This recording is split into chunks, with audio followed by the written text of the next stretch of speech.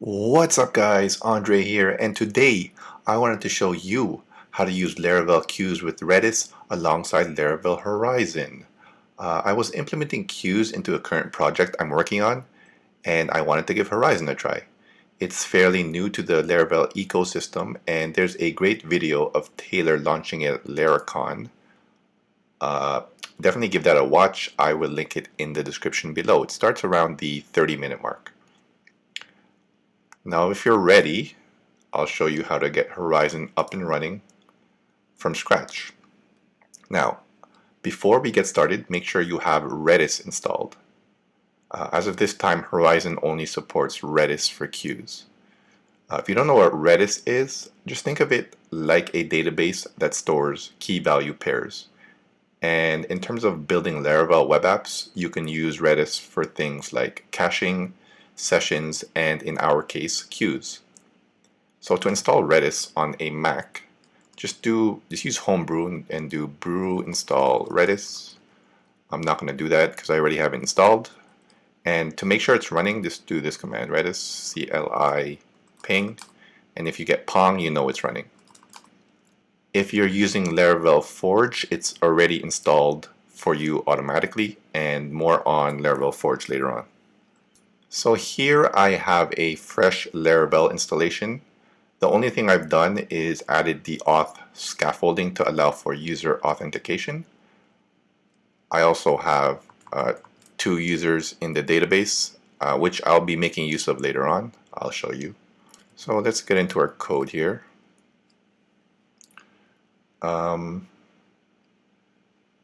First thing we need to do is install a package called Predis, which is just a package you need to use Redis within Laravel. So composer require Predis,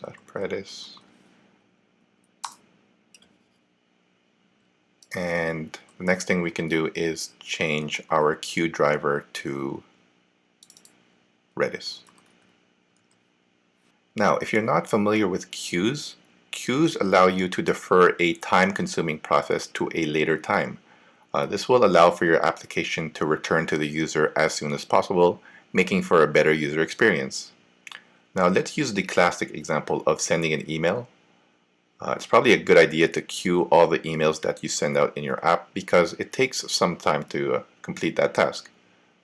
So let's go ahead and make a mailable here. PHP artisan make mail. Let's call it user registered or something like that.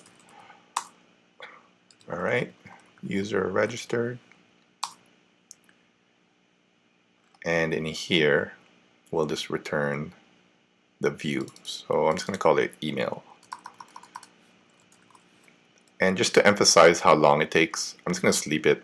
I'm just going to sleep the app for 2 seconds. Now let's go ahead and make that view. Let's just make a new file called email. And then we'll just make some placeholder here. Email. This is the email that gets sent out when a user registers. Okay, that's good enough. And in our routes file, let's send the mail. So we would do mail to, just put an example in here, and we'll send it. It's called new user registered, and it's import this, and it's import mail as well. And I'm going to be using Mailtrap here. If you're not familiar with Mailtrap, it just allows you to send test emails to yourself. I'm going to put the credentials in here, and we'll send an email out. Okay, so now if we refresh the page, this should send out an email, but you'll see how long it takes here because I slept it for 2 seconds, and also the process of sending an email takes a few seconds to complete. So you'll see it here. And it's done. If we check Mailtrap, And if I just log in here, the email should be in there. There we go. Now let's throw this task onto a queue and let it process in the background while we instantly return to the user. The most common way to do this is to make a job. Let's go back into our code here. But if we're just using mail, we can actually just use the queue method to throw it onto the queue. And if you see now, and if you refresh this page, this should instantly return to the user. There you go. It's much faster than it was before. And if we check our mail, it's not going to be here yet because we threw the task onto the queue, but we have yet to process the queue. So traditionally, the way we did that was we ran PHP artisan queue work. And you'll see it process here. There you go, it's processed, and you see the mail appear here in the background. Now before Horizon, to get insight on the jobs on the queue, failed jobs, or anything queue related, there's a bunch of command line tools you can interact with. You can also go into Redis and mess around there to see what's on the queue. But Horizon makes it much more user-friendly with a very nice GUI, easy to use tools, and you can definitely see and monitor what's going on with your queues. So let's go ahead and install Laravel Horizon. So here is the documentation page. You can just compose your required Laravel Horizon. Let's stop this.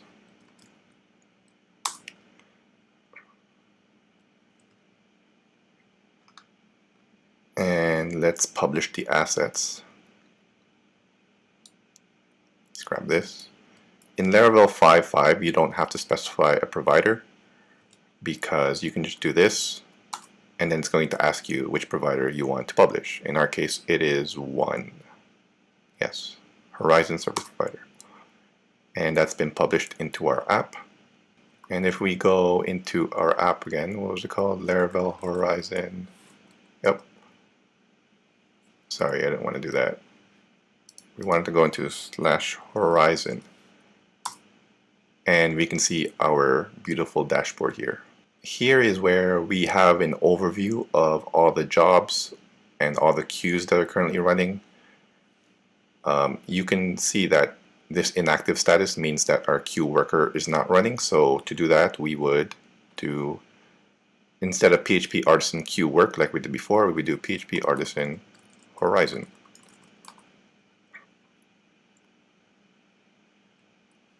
There you go, it's active, and you can see our default queue, and you can see the server that it's running on. So the first thing I want to show you is authentication. By default, this Horizon endpoint is only available in your local environment. But if you want to override that, then just go to the documentation. There's a little code snippet here. And if we go into our app service provider and paste it in the boot method here, we can specify who gets authenticated. Now in your real app, you would probably authenticate like an admin user. But in our case, since we have some users here, let's only allow the user with ID 1 to have access. See if that works. Actually, we have to import Horizon. There you go. And let's go back here. Okay. So let's try it with the user ID 2. This should not work. If you go to Horizon, there you go. You can catch that exception and do what you want with it. But if we log in using user ID 1, which is user@user.com, that should work. Horizon, and there's our dashboard. Now the next thing I want to show you is recent jobs. Now this application is a single page app and it updates in not real time but every few seconds. So if we go back to our main page where we have mail sending out and refresh a few times, you'll see that the jobs update and process after a few seconds. You see all those processed and were completed, and if you see the mail was sent. Now the next thing I want to show you is failed jobs. At one point one of your jobs is going to fail and they will appear in this failed tab over here. Now to simulate a failure in our case, let's go ahead and for the credentials of MailTrap, let's just change it to something that's not valid. Stop our Horizon there, start it up again, and this should fail. If we refresh this again, we'll see the job come onto the queue, and you'll see it's taking a bit longer because it's retrying a few times, and it will fail eventually if I'm not mistaken. And there you go, you see that our job failed here. You can see it in the recent jobs. You can also see it in the failed tab. And you can go into it and see the error exception and the stack trace. You can see here, failed to authenticate SMT server because we changed the username to an invalid one. Now with failed jobs, you have this very handy retry button up here that you can retry that failed job, and you'll see it associate with all the retries down here. Again, this is going to fail again because we haven't fixed the credentials, and there you see it fail. But if we go back to our code, fix our credentials, save, restart our worker, go back here, retry again, and there you go. You see that this initial failed job is associated with all the retries, and you can see it completed here. Now the next thing I want to show you is tags. You can see that so far our tags are empty, and I'll show you why. Go back into our code and let's make a new job. Stop this for a sec. PHP artisan make job, some job.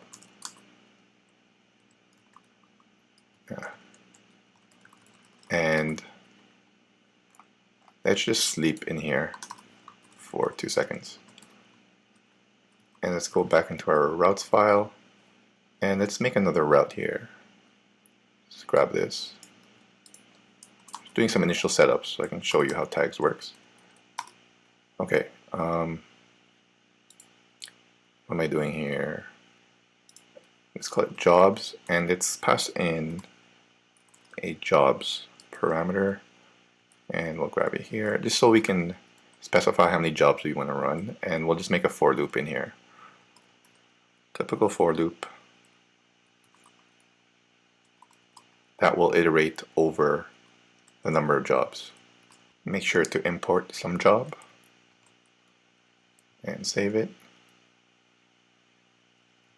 And if we go back in here and do jobs slash say 10, that did not work. I am missing a closing bracket.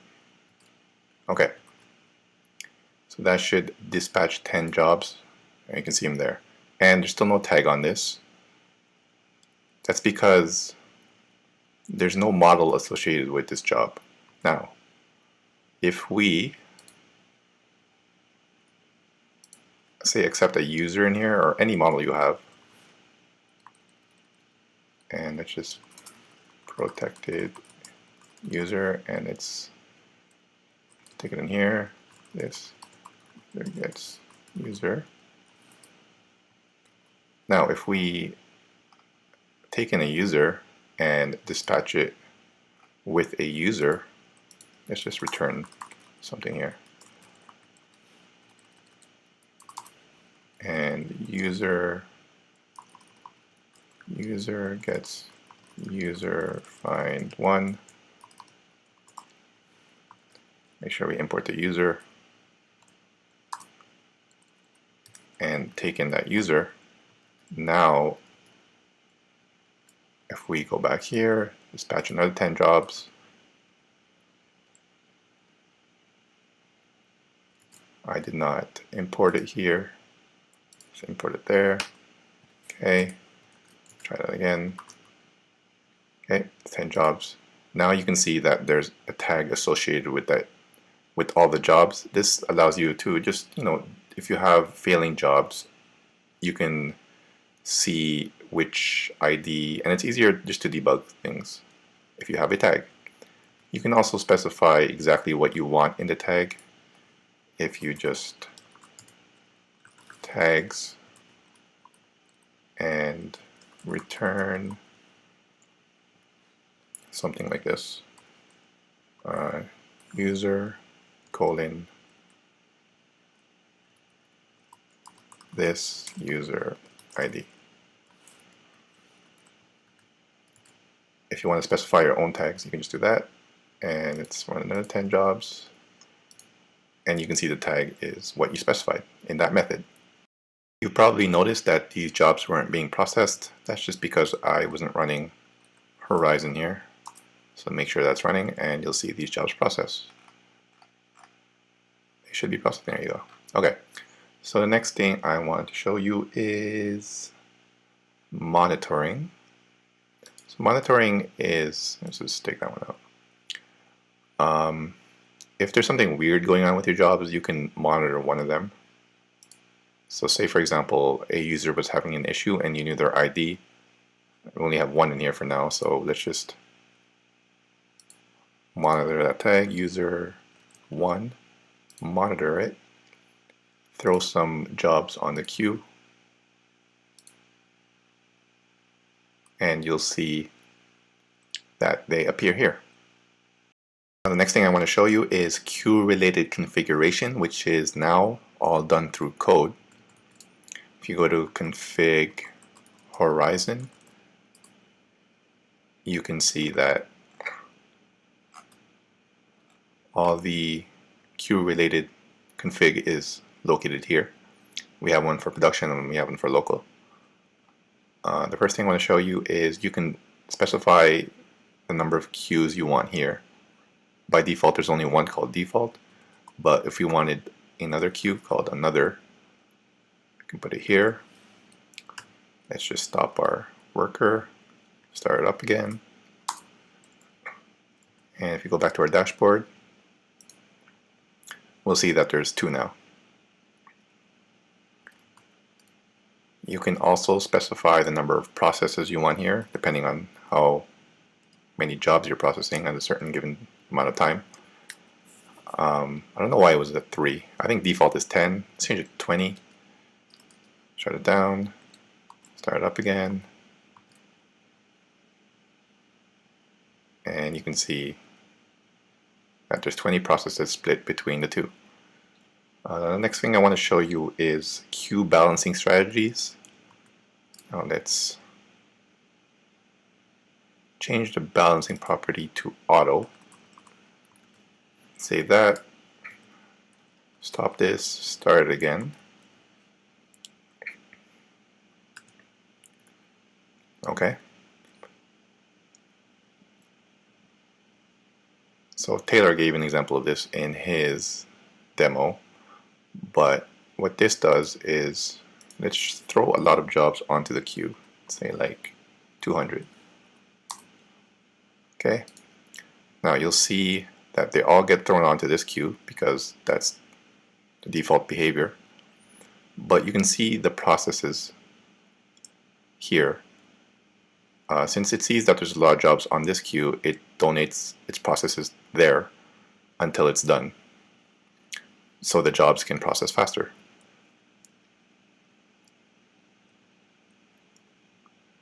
And once it's done, you'll see that the processes will go back to the other queue. There you go. You'll see it start to balance.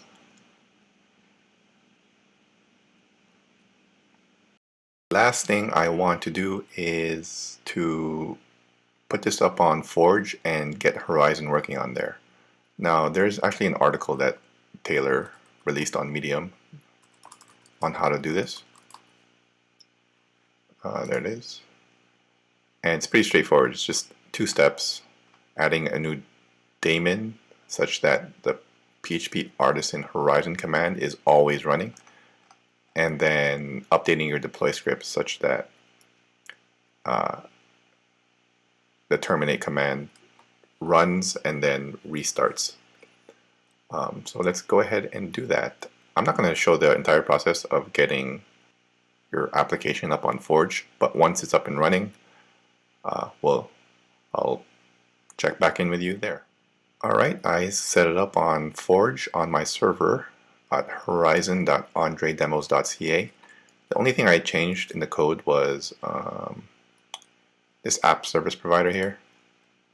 I just made it return true so I don't have to bother logging in to access the Horizon dashboard. So let's go ahead and follow the instructions here. So I need to add a daemon and make it run PHP Artisan Horizon in the folder of my site. Alright, so let's go ahead and do that. Server details, there's a daemon here. And ignore this one. This is the one I initially did. I was playing around with it. So the command is PHP Artisan Horizon. User is Forge, and the directory is /home/forge/horizon.andredemos.ca. And let's start that daemon. So what this daemon does, it makes sure that this command is always running. Even if it fails, it's going to restart it again. And the next step is you just have to add PHP Artisan Horizon terminate to the end of your deployment script. And as you can read here, it says this will make sure that the Horizon workers are gracefully terminated and fresh Horizon workers will be started. Okay, that's actually it. Where is it? So sites, Horizon, and let's add it right here. Save script. Okay, let's deploy it. Okay, that was successful. Now let's go to the site, horizon.andredemos.ca.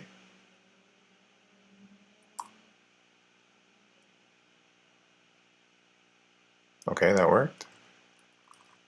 Let's try a Horizon. And there you go.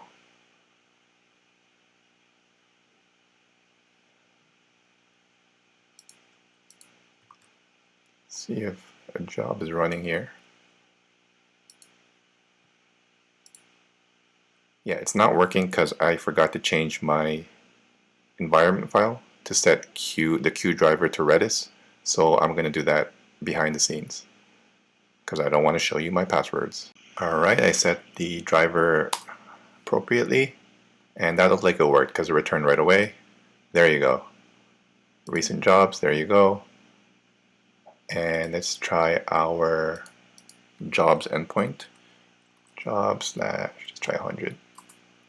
That returned right away, done. And you can see all the jobs here. Awesome. So I hope this gave you a good overview of how to use Laravel Horizon and queues with Redis, and I hope you can start using queues in your application.